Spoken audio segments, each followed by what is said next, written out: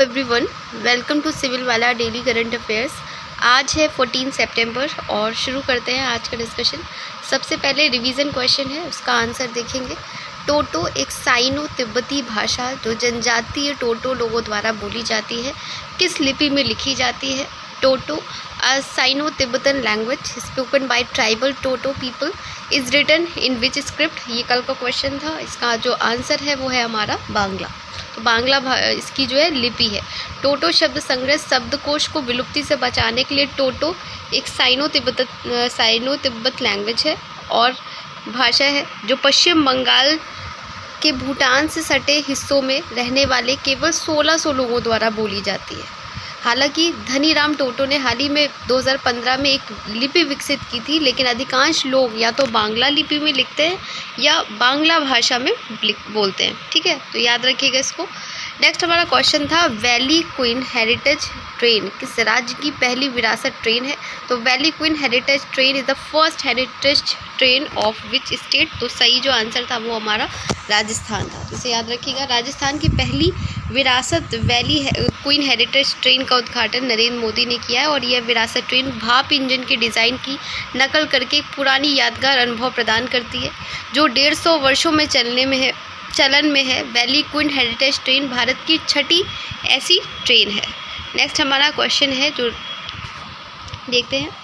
सबसे पहले प्रधानमंत्री ग्राम सड़क योजना हाल ही में खबरों में देखी गई किस मंत्रालय द्वारा कार्यान्वित की जाती है? प्रधानमंत्री ग्राम सड़क योजना recently seen in news is implemented by which ministry? जो सही हमारा आंसर है वो है ग्रामीण विकास मंत्रालय। तो 11 सितंबर 2024 को प्रधानमंत्री नरेंद्र मोदी की अध्यक्षता में एक केंद्रीय मंत्रिमंडल प्रधानमंत्री ग्राम सड़क योजना के चौथे चरण को मंजूरी दी है।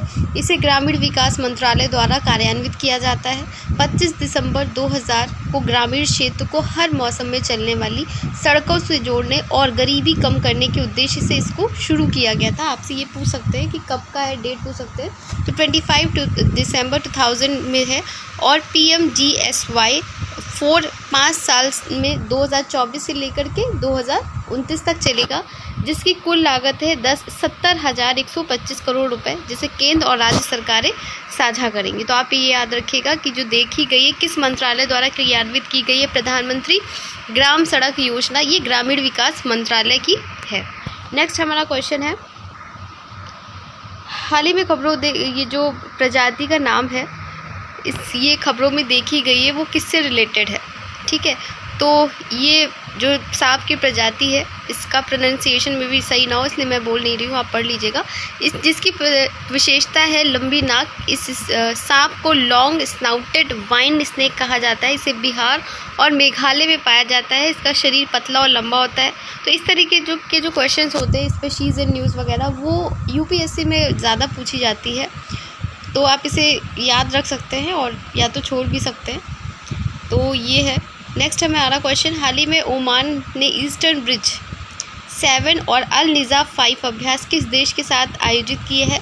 Recently Oman host Eastern Bridge 7 and Al Najah exercise 5 with which country? तो भारतीय और ओमानी सैन्य बल सितंबर 2024 में रक्षा संबंधों को मजबूत करने के लिए द्विपक्षीय अभ्यास कर रहे हैं। भारतीय वायुसेना ईस्टर्न ब्रिज 7 अभ्यास में भाग ले रही है जो 11 से 22 सितंबर 2024 तक ओमान के मसीरा वायु सैन्य बेस पर आयोजित किया जाएगा। यह अभ्यास पहली बार 2009 में आयोजित किया गया था और इसका उद्देश्य अंतर संचालनीयता और परिचालन तत्परता को बढ़ाना है। तो ये याद रखिएगा, ये इसका आयोजन कहाँ किया जा रहा है? भारत में। नेक्स्ट हमारा क्वेश्चन है, हाल ही में द्वितीय अंतर्राष्ट्रीय ग्रीन हाइड्रोजन सम्मेलन कहाँ आयोजित किया गया है? Recently where was the second international conference on green hydrogen held?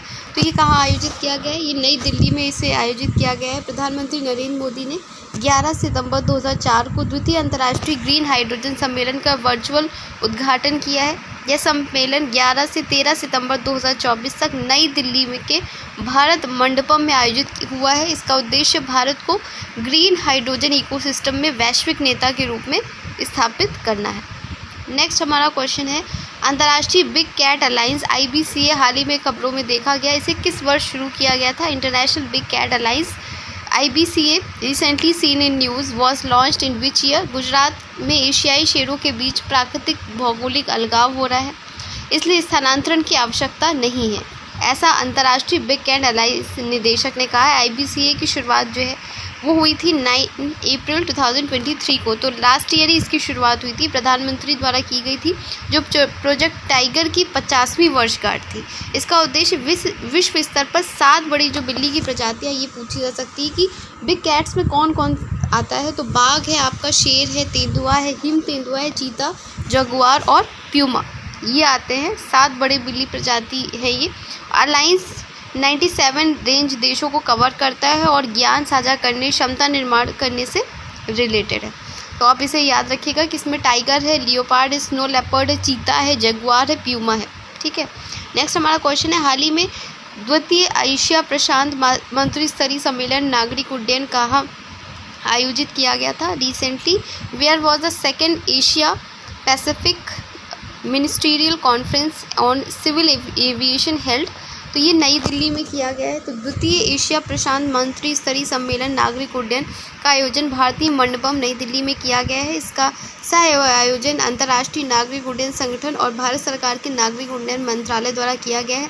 पहला सम्मेलन हुआ था इसका 2018 में बीजिंग में हुआ था।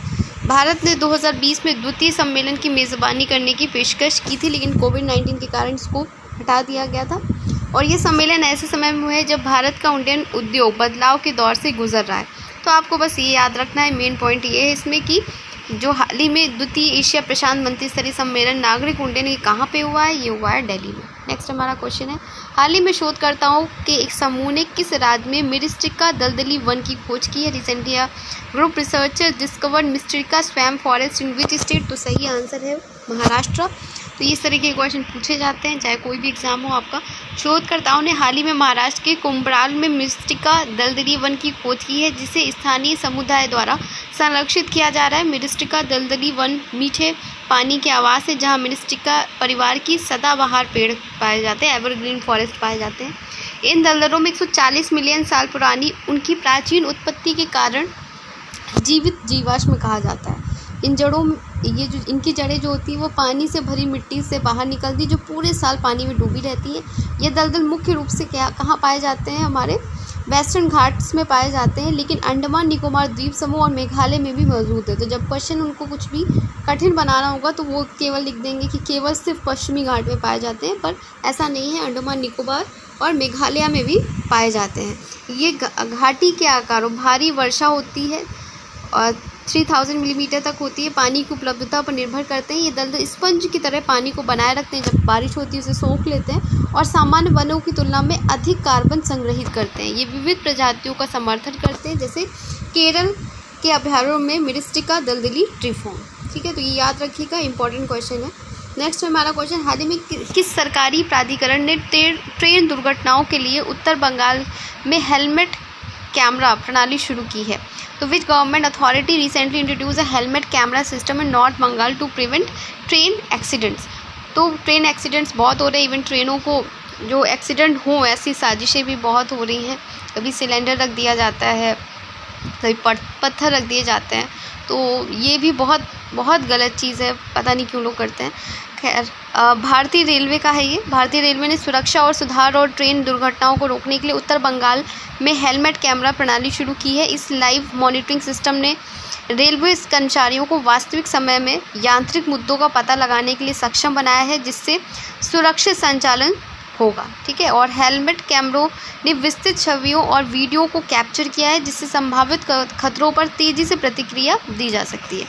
नेक्स्ट हमारा क्वेश्चन है, हाल ही में किस बैंक ने अपने प्रमुख आशा छात्रवृत्ति कार्यक्रम का 3रा संस्करण शुरू किया है? Recently which bank has introduce the 3rd edition of its flagship Asha scholarship program? सही आंसर है भारतीय स्टेट बैंक। तो SBI फाउंडेशन ने अपने आशा छात्रवृत्ति कार्यक्रम का 3रा संस्करण शुरू किया है और इसका उद्देश्य है कि 10,000 प्रतिभाशाली छात्रों को वित्तीय सहायता प्रदान करना। छात्रवृत्ति की जो राशि है वो है 15,000 से लेकर 20 लाख रुपीस तक है।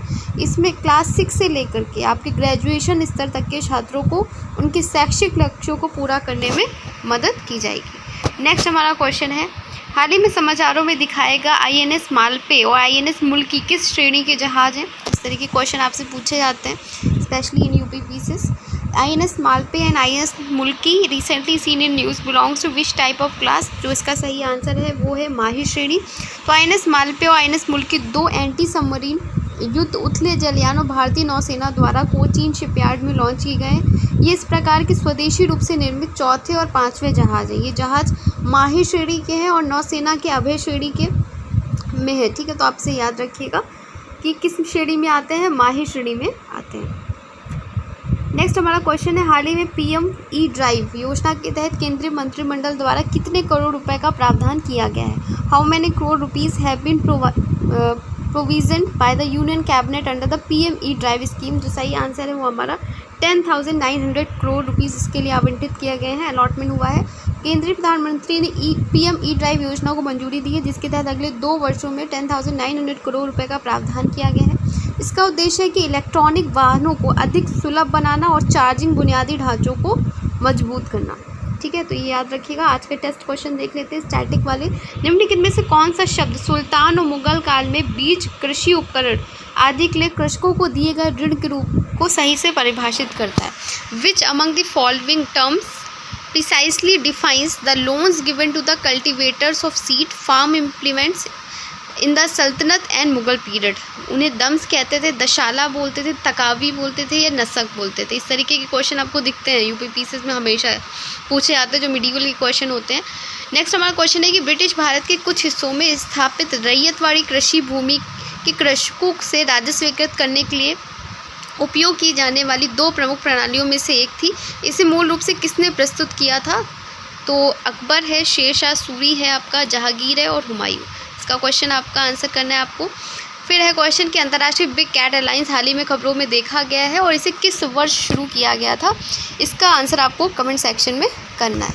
और बाकी जो मैंने इम्पॉर्टेंट टॉपिक वाला जो वीडियो बनाया था, आप उसे फिर से एक बार जा कर के सुन लीजिएगा या आपको PDF टेलीग्राम पे मिल जाएगा। आप वहाँ से जा कर के जो भी टॉपिक्स मैंने बताए हैं, क्योंकि अब बहुत कम टाइम रह गया, 43 डेज़ रह गए, हर दिन कम ही हो रहा है, तो आप वहाँ से जा कर के जो टॉपिक्स मैंने वहाँ बताए थे उन्हें एक बार ज़रूर गो थ्रू कर लीजिएगा, क्योंकि वो आपको बहुत हेल्प करेगा। अभी क्या है कि अभी तो आप रिवाइज़ कर रहे होंगे, कोशिश करिए कि आपका 2 से 3 बार हर सब्जेक्ट जो है रिवाइज़ हो जाए, और उसमें भी जो टॉपिक्स मैंने वहाँ पे बताए उन्हें ज़रूर देख करके जाइएगा, क्योंकि वो उस टॉपिक से रिलेटेड क्वेश्चंस आपको ज़रूर देखने को मिलेंगे।